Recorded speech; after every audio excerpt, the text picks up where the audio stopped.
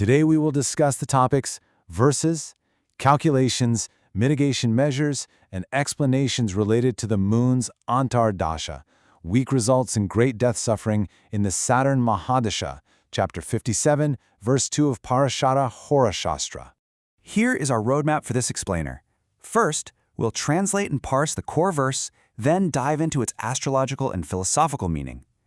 After that, we'll walk through the calculations and diagrams, look at the prescribed mitigation measures, and finally, wrap up with a summary of Chapter 57. Let's get right into it with the core diagnostic Sanskrit verse from Chapter 57. It explicitly states, Shayanam Roga Malasyam, Stanabrastam Sukhapaham. Now, the terminology here, it's remarkably severe, almost clinical. This ancient text is actually pointing to a very specific sequential breakdown of a person's physical and material stability. Shayanam points to this overpowering, almost unnatural sleepiness. Then you have Roga Malasyam, which indicates acute physical distress paired with a heavy, unshakable lethargy. Stanabrastam is a big one. It denotes a sudden, involuntary loss of your established position or status. And finally, Sukhapaham represents the complete removal of comfort, or just everyday happiness. So you see, this isn't just some generalized warning from Maharishi Parashara. No, it's a highly specific diagnosis of a profoundly challenging period in the planetary cycle. Now, you might be wondering about the stark contrast between the literal Sanskrit words we just parsed and the overarching English translation used to summarize this period. That summary term is Mahamrityu Kashta, which translates directly to great death suffering. Sounds terrifying, right? But when we map the individual words side by side with this final translation, the full gravity of what the text calls weak results becomes incredibly clear. Listen, the text isn't necessarily predicting literal, immediate physical death in every astrological chart. Instead, it's describing a profound ego death, a period of severe physical and emotional distress that feels absolutely agonizing to the person going through it. The literal translation pieces together this vivid picture of someone entirely stripped of their social status and internal energy, perfectly encapsulating the intense suffering described in the broader English summary. Turning our attention to the source material itself, specifically page 699, we see the text explicitly outlining the exact conditions under which the moon's Antardasha within Saturn's Mahadasha becomes so perilous. It meticulously details the onset of that sleepiness, the lethargy, and a really marked increase in personal enemies. Think of this text as a foundational blueprint. It anchors our analysis directly to the ancient manuscript, showing us exactly how the specific celestial placement of the moon dictates a sharp rise in antagonism. And unfortunately, that conflict is often most painful when it's with your own kinsmen and closest associates. So, what's the astrological engine behind all this? The crucial point is understanding the rigid framework that triggers this Mahamrityu Kashta. This severe prognosis isn't random. It requires highly specific geometrical alignments within the chart. First off, the moon must be placed in the 6th, 8th, or 12th house relative to Saturn. As you likely know, in this system, these are considered the houses of obstacles, sudden transformation, and ultimate loss. But it gets heavier. The suffering is drastically amplified if the moon also happens to be the lord of the 2nd or 7th house, the Maraka, or death-inflicting houses. When these strict mathematical conditions are met, the manifestation is exact. Extreme lethargy, the loss of earthly enjoyments, and a sudden, sharp increase in enemies and family antagonism. Beyond the rigid mathematics, we really have to look at the philosophy behind this period. The philosophical meaning revolves around a profound cosmic tension. In Vedic thought, Saturn represents cold, hard, inescapable karmic reality and strict, unyielding discipline. The moon, on the other hand, governs our mind, our rapidly changing emotions, our deep need for comfort, and our material attachments. So, when the moon's subperiod operates under Saturn's overarching umbrella in these specific negative placements, it creates an intense spiritual crucible. Saturn is systematically stripping away the emotional crutches and material comforts that the moon desperately clings to. The suffering described in the text is therefore the acute pain of the human mind resisting inevitable karmic reality. It's incredibly tough, but deeply transformative. Let's bring this down to earth. These ancient concepts translate directly into practical modern significance. We can easily map the text's weak results to very common everyday crises. That loss of position we talked about, today that translates directly to sudden career stagnation, unexpected layoffs, or severe prolonged economic stress. The sleepiness and lethargy perfectly describes modern clinical burnout, deep physiological fatigue, and psychological isolation.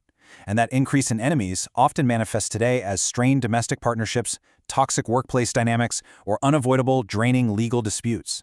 The ancient text is masterfully diagnosing the exact same human crises we face in the modern era. It's just utilizing a different, more spiritually integrated vocabulary. Moving on to our next section, mechanics and calculations. Let's look at how we actually map out this planetary period. The established calculation methodology for the Vimshatri Dasa system relies on strict mathematical formulas to carve up the idealized 120-year human lifespan into specific planetary chapters. This is a rigorous, objective system, not abstract guesswork. We utilize the precise method detailed in the ancient treatises to find the exact, non-negotiable duration of the moon's Antardasha, operating within Saturn's much larger Mahadasha cycle. The mathematical calculation follows a precise sequential formula. Let's walk through it together. First, we identify the total period for Saturn's Mahadasha, which is universally set at 19 years within the system. Next, we identify the moon's allotted total period, which is 10 years. The specific formula requires multiplying these two base periods together. So 19 multiplied by 10 yields a product of 190. To find the exact Antardasha duration in months, the text dictates a simple division rule, achieved by removing the last digit of that product. By dropping the 0 from 190, we are left with 19. Therefore, the moon's Antardasha under Saturn lasts exactly 19 months, which breaks down clearly to 1 year and 7 months of the native's life timeline. Pretty straightforward when you break it down, right? When charting this out for structural analysis, it's absolutely essential to create a formal table. The Mahadasha Lord, Saturn at 19 years, is placed in the first column, establishing the dominant overarching theme. The Antardasha Lord, the Moon, at 10 years, goes into the second column, indicating the sub-theme. Then, the calculated duration of 1 year and 7 months is placed into the third column, mapping out the precise chronological timeline.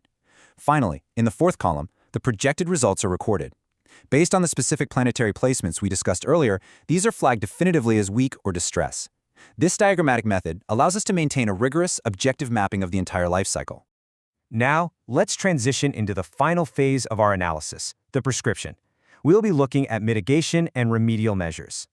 Returning once more to page 699, verses 53 and 54 provide the exact textual evidence where Maharishi Parashara prescribes the spiritual remedy for surviving this harrowing 19-month period. You see, ancient Vedic texts don't just predict suffering and leave you hanging without recourse. They always provide a structural solution. The verses explicitly state that to obtain relief from the evil effects and to actively ensure the prolongation of longevity during this Mahamrityu Kashta, specific, disciplined physical and spiritual actions must be meticulously undertaken.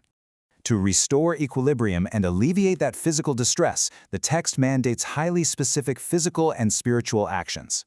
This includes the performance of a havana, a sacred fire ritual conducted specifically to protect and prolong longevity. But it doesn't stop at the spiritual ritual. Tangible material charities are absolutely required. The native is instructed to donate jaggery and ghee, to offer rice mixed with curd, and most significantly, to give a cow or a female buffalo in charity. In the historical and cultural context of this era, these were items of immense value, representing ultimate earthly sustenance. The underlying philosophical principle here is beautiful, really. It implies that voluntarily releasing material wealth and feeding others acts as a direct karmic counterbalance to the intense suffering and involuntary loss of position dictated by Saturn and the weakened moon. To fully contextualize everything we've discussed today, we must look at the timeline of Chapter 57 as a whole. Honestly, the chapter operates as a masterclass in logical, sequential mapping. It begins by establishing the baseline framework of Saturn's extensive 19-year Mahadasha. From there, it details the incredible highs, the periods of immense material gain, authority, and structural success, like when Saturn is placed powerfully in its own sign. But it deliberately contrasts those highs with severe lows, dedicating specific sections to explain the intense, inescapable karmic corrections of periods like the moon's Antardasha. Finally, it provides the resolution, intimately connecting every period of suffering with specific, mandated spiritual remedies. It outlines a complete, holistic cycle of human experience, navigating from power to suffering and ultimately arriving at spiritual redemption. On behalf of the Vedmata AI family, if you found this presentation informative, please share our video as widely as possible so that the authentic knowledge of Indian Vedic texts can be spread to the masses. Let us all participate in this yagya of knowledge. Har Har Mahadev.